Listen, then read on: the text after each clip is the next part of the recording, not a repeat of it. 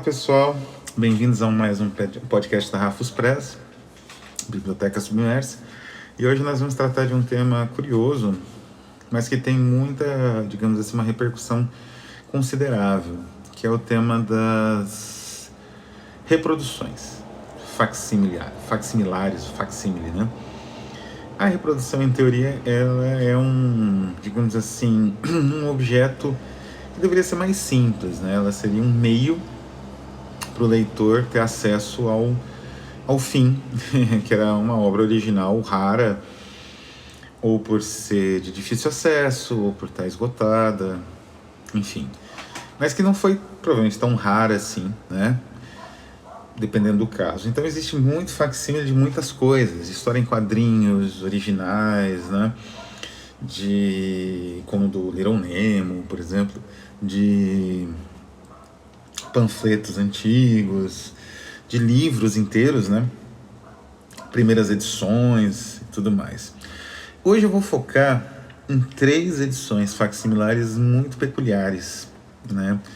Cada uma delas com, digamos assim, elementos únicos.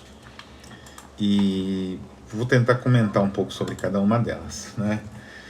O primeiro, digamos assim, o primeiro material que eu trago aqui, que eu adquiri na Pollock Toy Shop, uma loja em Covent Garden, que é praticamente um portal para coisas antigas, belas e únicas, né? Brinquedos, praxinoscópios, caixinhas de música, enfim.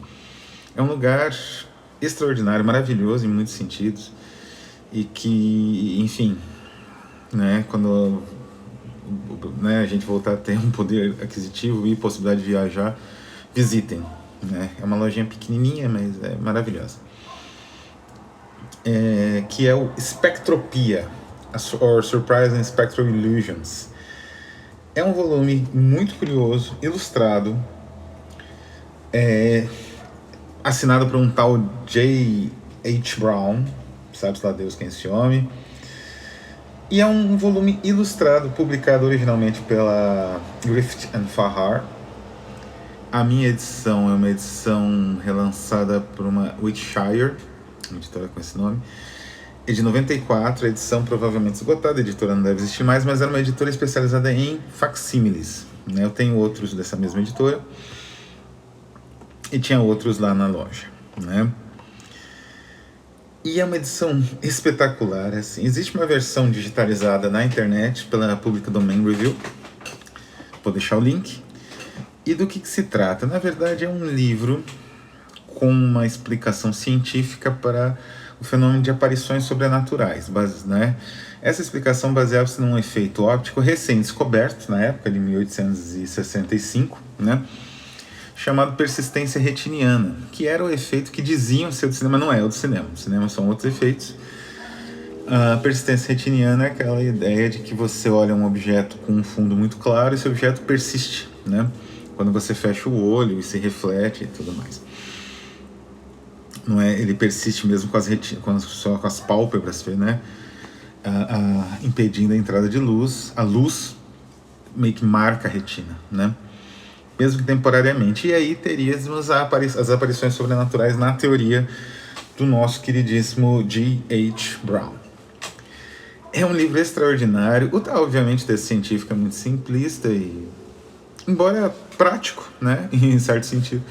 Mas o que interessa aqui são as ilustrações. São 16 pranchas, né? Com ilustrações. É engraçado que, assim, embora o objetivo fosse desmistificar essa ideia do sobrenatural, é como se fosse uma espécie de fantasmagoria, de aparições de lanterna mágica, de espetáculo lanternista, em formato livro, né?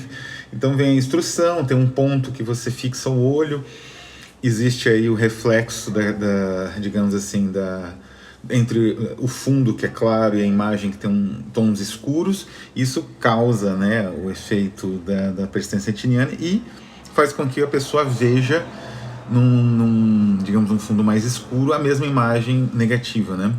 Ou mais ou menos negativa. Então é extraordinário porque é uma espécie de cinema de bolso, e em 1865 já refletia de certa maneira, de uma maneira mais iluminista, vamos dizer assim, de maneira mais explicativa, didática, um efeito que é muito cinematográfico e muito caro o cinema de terror, que é o efeito de jump scare. Não o jump scare barulhento, aquele muito convencional do cinema de terror mais comercial, mas o jump scare óptico, que é muito especial e é desenvolvido desde o princípio do cinema, não é? Que é essa do que era, tinha vários nomes, né? É o gimmick, é aquele efeito óptico sofisticado, né, que causa uma certa desconforto, uma certa impressão especial no espectador, e é disso que ele trata aqui, de uma maneira muito curiosa, né, como se fosse uma espécie de cinema de terror de bolso. É uma obra única, não é? Infelizmente, como eu falei, a edição que eu tenho de 94, esse livro está muito esgotado, mas é espetacular, vale a pena conferir lá na Public Domain Review a versão digital. O segundo material é uma revista, não é? Publicada pela Phantasm Press. Minha edição é a 30 e poucos, era acho que de 500, 100, sei lá. Era um número limitado, numerado. E é a revista, e esse é o nome, Magazine Metrópolis, do filme Metrópolis. Acontece que o filme Metrópolis ele foi, como é sabido, um fracasso do ponto de vista econômico. Só que ele foi caríssimo, então um fracasso caro só tem um significado no meio empresarial, falência. E foi exatamente isso que aconteceu com a UFA, né? O Metrópolis empurrou a UFA para o buraco. Tentou-se fazer o possível para recuperar o capital empatado nessa obra, foi muito difícil. E o que acontece? Uma das possibilidades de recuperação do capital era algo ainda muito incipiente, porque o cinema no início ele era bastante nacional, vamos dizer assim, né? Especialmente quando o cinema começava por uma transição para o sonoro, já no final dos anos 20, né? Começou uma transição, mas ainda era comum a exportação de filmes, né? Como os filmes eram mudos, era muito mais fácil de você adaptar para os públicos específicos, com cartelas, né, traduzidas e tal. E fizeram isso com Metrópolis. Só que, como era um filme com um gigantesco investimento, eles ainda por cima capricharam no marketing e fizeram uma edição de uma revista anunciando o filme, com curiosidades. É uma espécie assim de uma mistura de making off com trailer, com uma reportagem em grande escopo, né, de um lançamento importante cinematográfico, como seria hoje o Duna. Porque tem bem isso também, comentários em vídeo, reportagens, né. Então é um pacote de press release, só que fechado e voltado para o público espectador. É muito curioso o material, tem imagens extraordinárias. Uma característica dos facsímiles é, como eu disse assim, isso existe no Espectropia, e como eu mencionei, abandonar sua função de meio. Isso se faz, por exemplo, recuperando a qualidade das imagens que existem nesses materiais. E a gente vai ver isso com mais detalhe nos próximos exemplos, mas nesses dois já existe isso, né? A qualidade do papel, da espectropia, da impressão é incrível. E aqui também, as imagens foram muito bem tratadas, muito bem. Eu não sei se na versão original, se não devia ser até em papel jornal, né? Coisa até mais simples, porque afinal era material de divulgação que ia ser jogado até fora, né? Mas é uma curiosidade, uma memorabilia bastante impressionante de uma época e de estratégias de marketing específicas de um momento em que o cinema era mais universal, de certa forma, por não ter fala, né? Por se adaptar aos mercados e tudo mais. O Metrópolis, então, ele seria adaptado ao mercado americano em inglês, com muitos cortes. Isso gerou um filme em alguns pontos quase incompreensível, embora o roteiro tivesse também suas peculiaridades, né, estranhas, né. Isso fez com que os grandes críticos como Buñuel, o Wells, que fez uma crítica bem negativa, mas instigante do filme, eles tivessem acesso, na verdade, a um exemplar mutilado, né. Mesmo que as críticas fossem muito inteligentes, não era do filme completo, né, em boa parte dos casos. Filme completo a gente tem uma noção, ele não é inteiramente, digamos que é 80%, 90% atualmente. Nas últimas versões, a partir aí de alguns negativos extras da Filmoteca de Buenos Aires, né? Mas em má qualidade, enfim, ainda, né, o Metrópolis ainda é uma obra que vai dar muito o que falar pelos anos a fio aí, com descoberta em coleções particulares, né? Até o filme se reintegrar, né? Ser, digamos assim, uma totalidade de novo, como imaginado pelo Fritz Lang. Então, é uma publicação extraordinária, mas o Metrópolis Magazine, infelizmente, já esgotado pela Phantasm Press, foi publicada, né? E não sei a facilidade de encontrar esse material pela internet. Se eu encontrar algum link da versão facsímile, como no caso da versão digitalizada, na verdade, como no caso do Spectropia, deixo na descrição. O último material, na verdade, são duas edições diferentes de uma revista importantíssima que é a Der Orchidengarten, o Jardim das Orquídeas. Der Orchidengarten é digamos assim, foi um trabalho espantoso, desenvolvido entre 1918 e 19, 1920, enfim, né? Ela durou alguns números e é digamos assim, uma edição, uma revista que antecipa várias tendências das revistas contemporâneas, tanto as revistas, por exemplo, de Weird Stories, né, americanas, quanto as revistas vanguardistas, não é, do início do século XX, com material gráfico mais, digamos assim, mais sofisticado, não é? A Orchidengarten antecipa todas as tendências e meio que sumariza numa mistura muito peculiar de simbolismo, decadentismo, narrativa de terror, até retomando alguns lugares comuns do gótico, e expressionismo, né? Especialmente, digamos assim, aquele momento em que o expressionismo se transmutava mais no fenômeno cinematográfico, né? Ali para próximo da Primeira Guerra Mundial. Não é esse tipo de expressionismo também, na verdade, dessa arte alemã de crítica, né, da violência da guerra e tal, ou de fascínio pela violência da guerra, as duas coisas aconteciam, né? E isso se espelha nessa revista que é magnífica, né? Como eu falei, ela lança as bases de uma boa parte digamos assim, do universo seriado que vai ser tão importante na narrativa fantástica e especulativa do século XX. Essa base está em Orchidengarten, a partir das capas, né? Existem publicações só das capas, analisando essas capas que são, enfim, um espetáculo à parte, né? E aqui a gente vê o esmero do facsímile, vamos dizer assim. Porque as duas edições, né? Na verdade, essas duas versões facsímile, né?